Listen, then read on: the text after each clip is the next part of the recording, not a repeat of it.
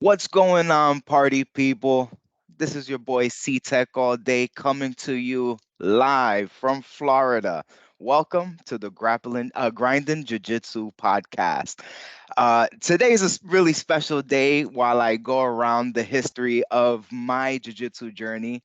Um, one this gentleman here today, I walked into his gym at almost 300 pounds, and he completely annihilated me the first few months that I was there.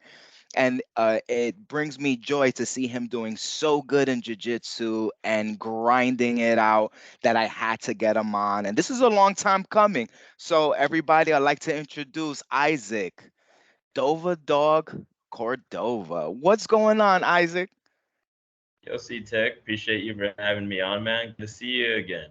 Yo, good to see you, man. Listen, coming into Orange, I had a conversation. So for everybody who doesn't know, like I have a podcast recorded with Coach West, which was also from Orange County, um, but our audio messed up. So being with Isaac, we had a little. Me and Coach West talked a little bit about you, but man, to when I walked in, you were a blue belt at the time.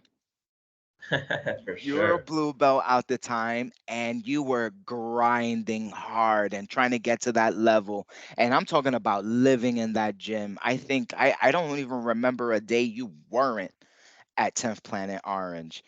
Um, so just give everybody a little bit of background on the Dova Dog.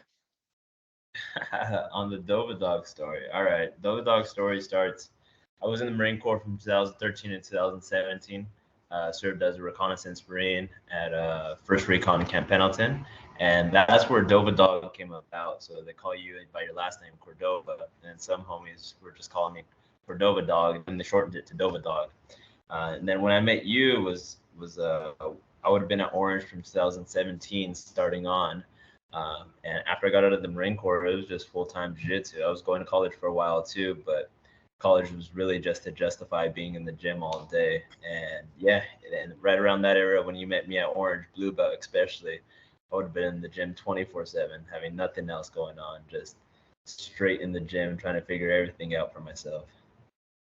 Being in a military family, my wife is prior military. Thank you once again for your service. Uh, Dova. Now we and was so sick about like me starting the podcast and getting, like really getting into the depths of jujitsu with competitors. Please tell everybody what just happened. And I don't know when it was recorded, but what recently just happened for you in the jujitsu world? Yeah, so 2 weekends ago, fortunately, I was able to win 10 PQ, 10 Planet qualifiers to go to Combat Jiu-Jitsu. Combat Jiu-Jitsu is now July 30th, Sunday, UFC Fight Pass down in Carmen de Playa, Cancun, Mexico. So that's going down. Dude, winning the qualifiers to do combat jujitsu. And I'm talking, and you've been on the qualifiers a few times. I think I've seen you probably compete in the qualifiers, at least other than the team events, maybe three times, I'm gonna say. And you had some pretty good runs. You and Michael John, you always Yeah, are yeah, grinding on that qualifiers. yeah. And when I heard and I saw those pictures, I was like, Dover fucking got it in, man. Tell me, what was you went in there and just tell me your mindset on going in there. How were you feeling? What was the preparation? Did you know about the qualifiers? How long did you know before the qualifiers to prepare for it? Yeah, so I had the qualifiers. Mike John hit me up about them a couple months in advance. So I was like rearranged the tournament schedule as far as like in preparation for it coming up, making sure I'm peaking at the right time. So I had a couple months notice to getting ready for it, and like qualifiers is like home for me. It's like that's where I've been born and raised. Just been doing the very beginning. EBI rules is where it's at, and so like I just feel comfortable as far as as like the drive up, like for just everything of the day. I know what time to drive up there, what time to weigh in, what to stress about, what not to stress about. I know when they're gonna call us out. It just feels like home, man. So the qualifiers are fun. And you know what? It is fun. I got to not compete in the qualifier, but there was they had the blue belt tournament. I remember back in the day, there was a blue belt tournament to try to help get some cash for some of the other competitors that was trying to like maybe go to ADCC or an IBJJF, whatever, or whatnot. So I jumped in with gout. I did a blue belt tournament with gout and got manhandled. Well, I got a sweeping, but manhandled. But at least I got there. And not for nothing, just being in that, even though I was nervous as heck, everybody, it was just so much love. And not for nothing, 10th Planet Orange, you guys have been, or I'm gonna say the because I know it's about maybe four gyms together, kind of. You know, you guys are really closely knit and cross train with each other. You guys represent almost every single team duel or qualifier. So obviously, this is the high of jujitsu, right? Now, this podcast is the highs and the lows. What was one of the moments in your jujitsu journey, which would be one of the lows? Hmm. Let me see. One of the lows. Fortunately, nothing comes straight to mind. Um, One of my lows. Ah. You know what, man? Like honestly, as an instructor, not a competitor, but as an instructor, being a young instructor, like purple belt, brown belt, having like my first students leave, like my first students move, or my first students like choose a different gym because like their lifestyle, their jujitsu goes down like a different road. Man, like that really hurt. And like that was really honestly like a low for me to like kind of just reevaluating like, all right, what part did I have to play in this? Or maybe not have to play in it and they just got a new job and they moved and I just wasn't used to it as a new instructor of investing so many hours into a student, having the student move. It's like those stick with me. I haven't forgotten those first few who left and I'm just like still curious where they're at and how they're doing. So that's one. That's all. You know what? That's a good. Okay, so I just started instructing in the morning classes. So as a purple belt, you know. So like, and not, I'm not gonna lie to you, I am developing uh a little bit of like a family, you know, like I feel good with my group. It's 6 a.m, so not many people are awake. I got about maybe 4 to 6 guys who consistently come in, and I'm like, yo, these are my dogs. And now that you're saying that, I'm like, damn, what if they leave? And I would Yeah, understand. I'm a purple belt. You know what I'm saying? What if a 6 a.m. black belt opens up right down the yeah, road? You yeah, never man. know, you know? And then I'm like, now that you said that, I'm like, man, that would suck. That would really suck. All the time of giving them your all, like your passion of jiu-jitsu, the stuff that you're great at, the stuff that you're not that great, but they should know about. That is insane. But I mean, to learn from somebody who's been how long have you been competing for? I'd say heavily since 2017. Like as soon as like the career kind of started in 2017, full time. Very first competition ever was in 2009, but then there's a seven Okay. year break in the story. And then for reals, I mean, I got the blue belt in 2017, so that's when it starts. Dude, before we get more into into our stuff, I have to tell our story. And I don't know Amazing. if you will Good ever one. remember. So, uh, you know, I wasn't doing jujitsu at the time, and my good friend, he passed away at the age of 32, but he was a brown purple belt under JT Torres, right? And I'm 300 pounds, and he goes, "Yo, you're fat, bro. Yo, you were looking so good when you were doing jujitsu. Like, get back into it." And I'm like, well, I'm in Cali. Like I'm working. I got a contract in Cali. Like, I don't know if jiu-jitsu is where it's at. He goes, dude, just walk into a jiu-jitsu gym and see.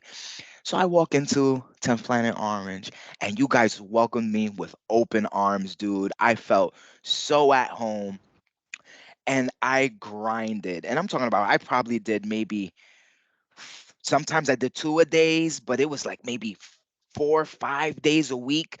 As soon as my classes were Mhm. done, I would come in, do some jujitsu. But I remember my second weekend at Orange, and we had an open mat and we were grinding.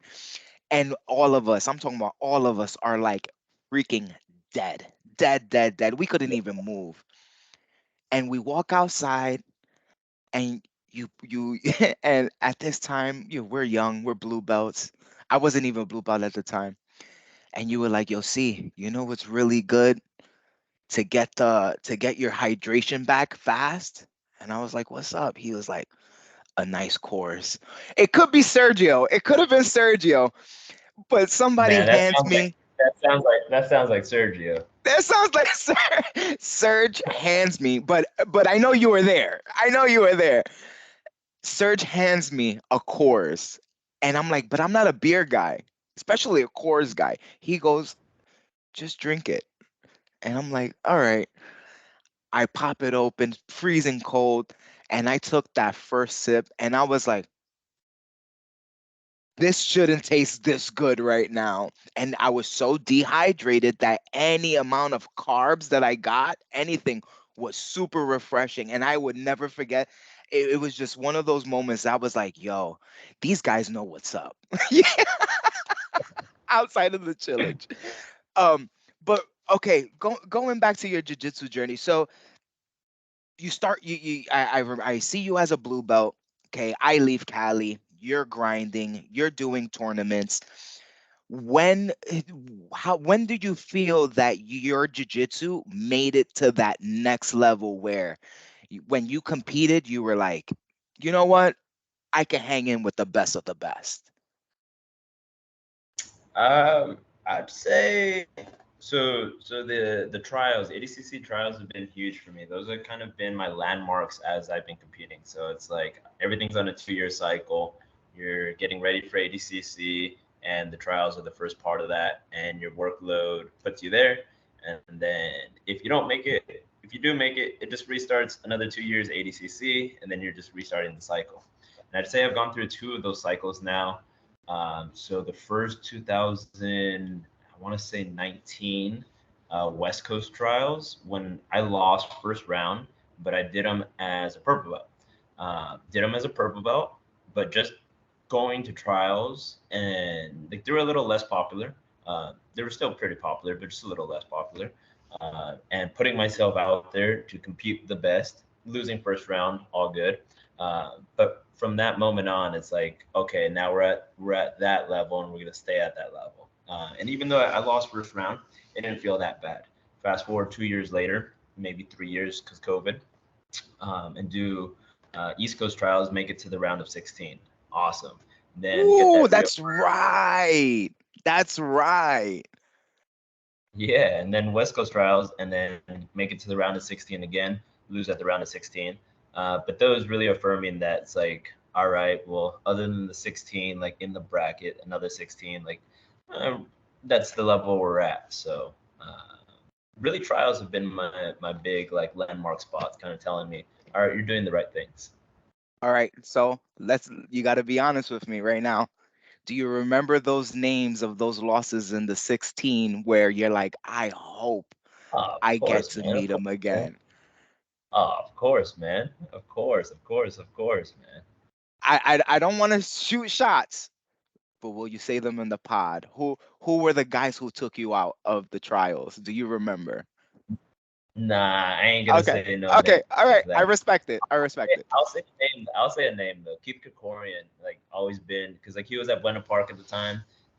That's now Fullerton, and obviously he's in ADCC and he's made his way through trials, like 3 times medalist. Eventually won it, uh, and like even like past those guys that stopped me at the round of 16 is like Keith beat all those guys.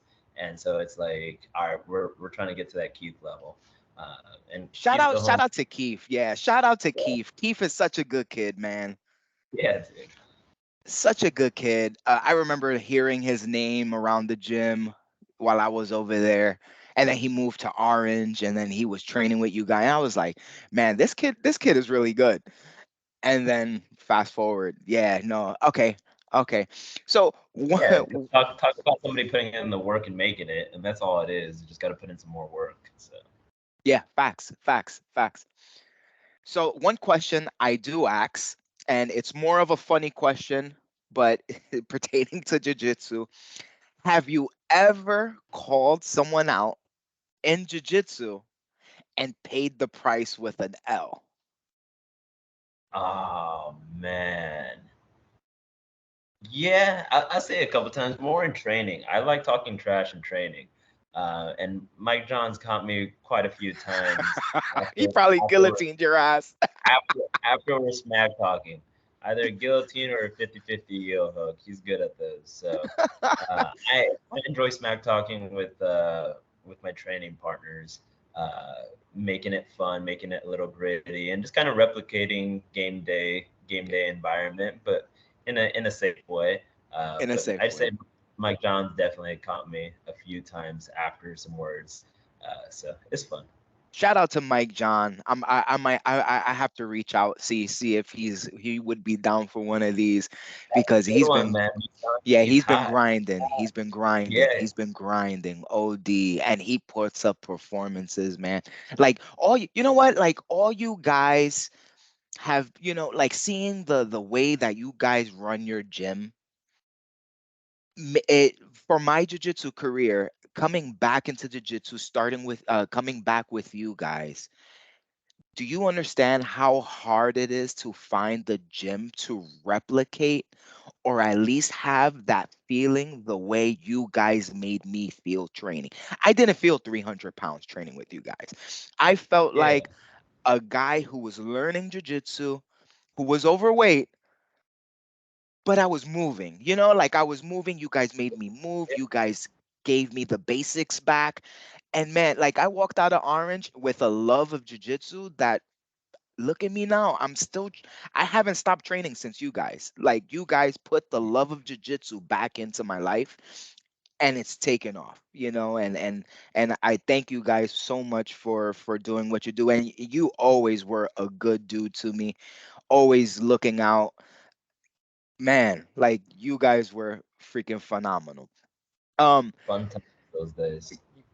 fun time. Well, when we had no responsibility. Well, we have responsibilities, but it was lesser than it is now. Um, so so you're instructing now. Which gym are you instructing in? So I teach full time at 10 Planet Fullerton. Teach 9 classes. Kind of the manager there. So kind of managing the gym. Andy Ballmore's head coach, owner. So I'm kind of the two guy with him, and just having fun, man. Have quite a few students, and developing their games and prowess is a blast. It really feels like that's like my life right now. What we call the gym the heart, and the tournaments the side quests. It's just something optional that you can do if you so choose. But like the gym and the classes are the main story, and the main game we're playing. And it's fun. Yeah, I'm at Tech Planet Fullerton. Dude, I have to write that down. I've never heard an analogy like that. A Yeah, dude. competition is the side quest, You're playing the main and story of the video game. the main Exactly. story is the gym. Main story is the gym, and grinding in the gym with all your teammates, and getting to that point. And then when you're ready, there's a side quest that you can start going down that road, and that's gonna Whenever you go. want. Dude, damn. I'm gonna I'll totally give you credit. I'm gonna use that. I have to use that. Yeah, I dude, have to use please that. do. Because like the people who do the side quests, they know more about the game. They pick up the extra upgrades and stuff. They come back to the home gym and they're even better. They got the bigger guns because they did the side quests. So it's up to you. Blowing my mind right now, blowing my mind. Um so Isaac wins the qualifiers. You're gonna be in combat jiu-jitsu. So what is it looking like your training regimen now? Because we know we're in predominantly a jiu-jitsu gym, a competition gym. How are you adding into the striking, palm striking now with your training? Are you going to a different type of gym, maybe more MMA, like Yamahama? Dang, Oyama. Oyama. Sorry. That's all good. Oyama. I know I from what I remember, they had a little bit more striking than the other sites. Yeah. So what are you doing to prepare for your combat jiu-jitsu? Not debut, right? Is this your combat jiu-jitsu debut? No, so that's another funny story too. So I've won the qualifiers before. I was in the last bantamweights maybe 2 years ago. Yes. Lost first round.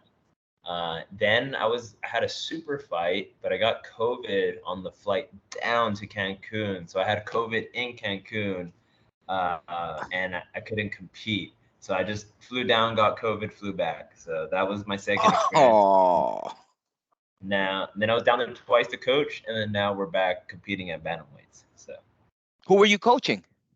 Derek Rayfield and Mike John once. My John, dude. Yeah. So how are you preparing now? Like, what is it looking like now? All right. So not really striking from bottom position, more focused on getting out. If you get one lucky pop in from the bottom just for giggles, you get one lucky pop. But when you're from the top, every pummel is a strike. So it's strike, pummel, strike, pummel. So you're passing the guard, you're advancing your knee from like, say I'm in a half guard. If or say like say I'm like in a knee shield and I'm taking my knee to the hip for a full half guard, I'm going to hit you, then I'm going to pummel chest to chest. If you're fighting me for this crossface or whatever, I'm gonna hit you, then I'm gonna pummel for my underhook or whatever the crossface or underhook is. So I'm just doing it in the gym and it's just showing it and pummeling, showing it and pummeling. And then come game day, I'm actually gonna lick you. But it's more of a dilemma-based system of striking until we can create a pin that'll maybe fully knock you out, maybe like a gift wrap or something. But strike, pummel, strike, pummel. If you create a pin, knock them out. So that's all it is. I'm not going anywhere. I got my students to teach. Uh, that's the system we're following. So yeah, And a lot and of and rest. dude, like you were always one of the grittiest guys in that gym. Like just hard nosed. You were ready. You were ready for a scrap. You looked at me as a big blueberry, and you were like, "I'm still going after this guy. I don't care. Anybody can get it." And I appreciate that. So preparing for combat jiu-jitsu, which congratulations once again, because that's just insanity. You're gonna be on basically for the world to see. Yes, sir. Yes, sir. What has the conversations with Eddie been like lately? Oh man, I'm gonna go train with them tonight actually. So Okay. I'm gonna teach my second class, and then I'm gonna go up to LA. It's a late class, 8:30 p.m. Pacific time. So I'm gonna go up with him tonight. Really, Eddie knows how to just show you what's the next thing that's missing in your game, in your business, in your creative like ideology. Like he just knows that one thing to say, hey bro, like you need this. And he just shows you what you need. And then you go back to your gym, you work on it for 3 months or whatever, X amount of time, then you go. He's like, dude, that looks good. The next thing you need is this. And then you just work on it. So like Master Eddie's just always just showing you what's the next thing you need. That's it. It's great. All But right. he powers you up. Just being around him, you feel his aura and you feel him power you up. So it's good. I got to meet him once, very briefly. He was doing a comedy tour with Yeah, Sam yeah, yeah, Tripoli or something like that. yeah, So yeah, I was yeah. training at 10th Planet NYC, and Stingray was like, "Hey, C Tech, I'm bringing some of the guys. Master Eddie's gonna be there. You should come." And I was like, "Duh, I'm in." So I got to meet him. Very, very, very nice guy. So, talking about combat jiu-jitsu, is Damian Anderson coming back for this combat? Is it Nah, Damian? not at 130. Not at Oh yeah, the 135. 130. That's right. Okay, so we're talking about the weight classes. That's right, because Damian's up. Yeah. So you're Damien, 135. Damien might do 145, but not 35. Who are some of the combat jiu-jitsu lineup roster right now that? you're looking at like it's gonna be a scrap. I mean, everybody's gonna be a scrap. You make it to combat jiu-jitsu worlds, it's a scrap. But is there any grapplers there that you're like, man, that's gonna be fireworks? Yeah, it's funny because they're all homies or teammates. So it's Austin Daffron, Gabriel Daffron, Duck Jitsu. Super good guy. Will break you from anywhere and doesn't mind hitting you. One of my like best friends, training partners, Richard Alacron, Red Jitsu. Alacron.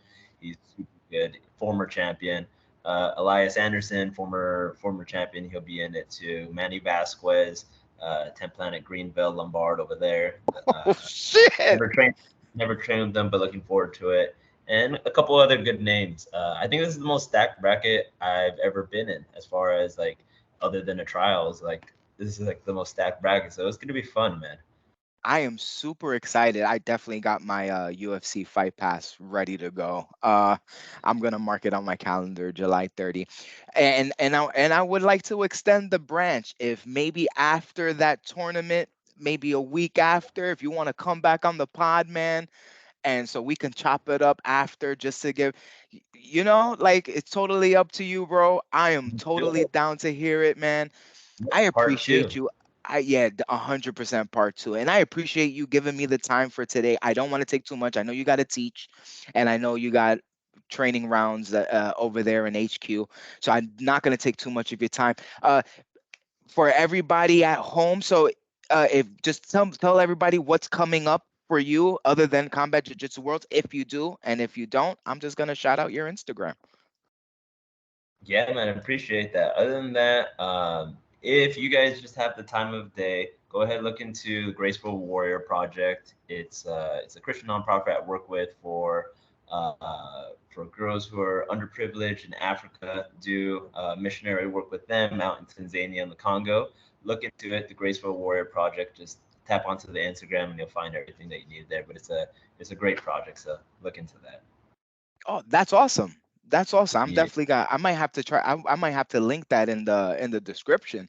Um, please do, man. and yeah, no, 100%. Whenever you have a chance, just shoot me the name. I'll add it to the description on the pod.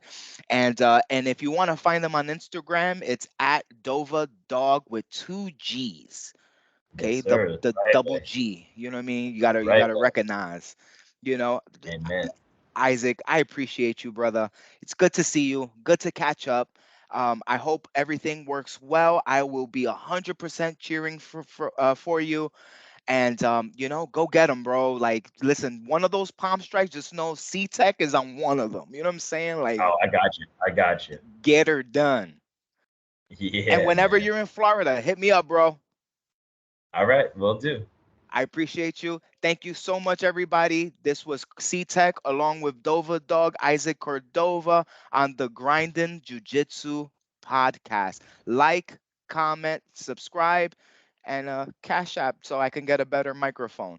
Love everybody. Peace and keep doing Jiu Jitsu. Us. Every day. Ooh, see you, see you.